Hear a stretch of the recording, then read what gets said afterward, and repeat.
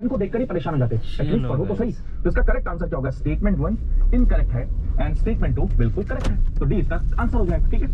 ऐसे दोस्तों यहां से रिलेटेड मैंने एक मेंस का क्वेश्चन बनाया। देखिए मैंने प्रीलिम्स के फैक्टर बता दिए, मेंस के लिए भी और प्लस में ज्योग्राफी से रिलेटेड भी प्लीज याद रखिएगा। तो द रिपीटेड इनएबिलिटी, मैंने इसको ग्लोबल गवर्नेंस से कनेक्ट किया। Inability of international institutions to prevent conflicts, manage humanitarian crisis, enforce international norms. जो आप वेना की बात कर रहे हो, कन्वेंशंस की बात कर रहे हो, एग्रीमेंट्स की बात कर रहे हो, प्लीज याद रखिएगा इंटरनेशनल नॉर्म्स एंड कन्वेंशंस तो फॉलो हो ही नहीं पा रहे, एनफोर्स हो ही नहीं पा रहे, लिमिटेशन हो रही है ये ग्लोबल गवर्नेंस के अंदर। क्या मेजर रीजंस हैं जिसके कारण में फेलियर हो रहा है ग्लोबल गवर्नेंस का? ऐसा क्या मैकेनिज्म करना चाहिए जिससे इसको ग्लोबल ऑर्डर को सुधारा जा सके? तो जैसे इंडिया कई बार कहता है कि भाई हमें इंटरनेशनल लेवल पर यूनाइटेड नेशन में क्या करना चाहिए, चेंज लाना चाहिए। इससे रिलेटेड आप कनेक्ट कर पाएंगे। क्लियर है दोस्तों? ये अच्छा टॉपिक है।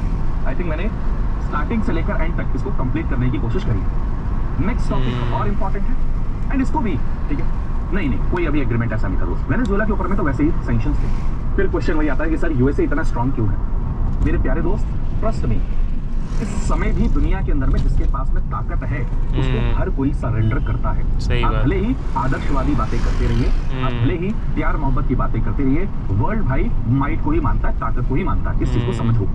इसके अंदर में ये कोई इफ एंड बट का कॉन्सेप्ट नहीं है। प्लस में यूएस के पास में सबसे बड़ा डॉलर, उसके बाद में जो ग्लोबल इंस्टीट्यूशंस हैं वो, एंड तीसरा मिलिट्री पावर, उसके जो बेसिस हैं। ये तीन चीजें कि कोई भी कंट्री उनके अगेंस्ट में एक्शन लेने की मतलब सोच भी नहीं सकती। सोचना क्या, उनको डिस्ट्रॉय करने की कोई कोशिश भी नहीं करते। रंजना अभी हम बाद में बात कर लेंगे इसके बारे में, है ना? ठीक है। नेक्स्ट टॉपिक है, कई सारे लोग काफी टाइम से ये कह रहे थे कि शायद हम रशिया से ऑयल खरीदना बंद कर देंगे।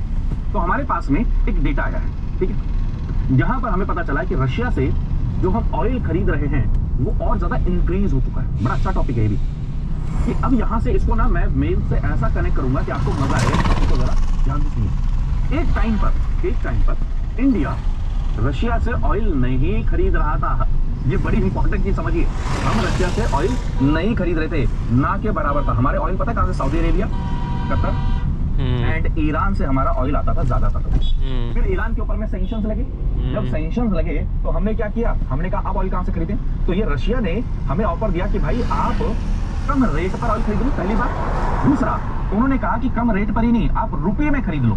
अरे भाई, करंट अकाउंट डेफिसिट याद आ गया कि नहीं आ गया? ये तो बहुत सही है। हम कई बार कहते हैं कि रुपये के अंदर में ट्रेड करने से हमारा करंट अकाउंट डेफिसिट क्या होगा? धीरे धीरे कम होगा, याद है? एंड आपको पता होगा कि यही के कारण में यूएसए हमारे ऊपर में सैंक्शंस लगा रहा है, हमें प्रेशराइज कर रहा है। एंड इवन रशिया तो हमें ये भी ऑफर देता है कि आज भी पेमेंट मत करो, बाद में पेमेंट कर लेना। तो रशिया से हमारा ऑयल इतना ज्यादा बढ़ गया कि ऑलमोस्ट 35% ऑयल जो इंपोर्ट कर रहे हैं वो हम रशिया से इंपोर्ट कर रहे हैं।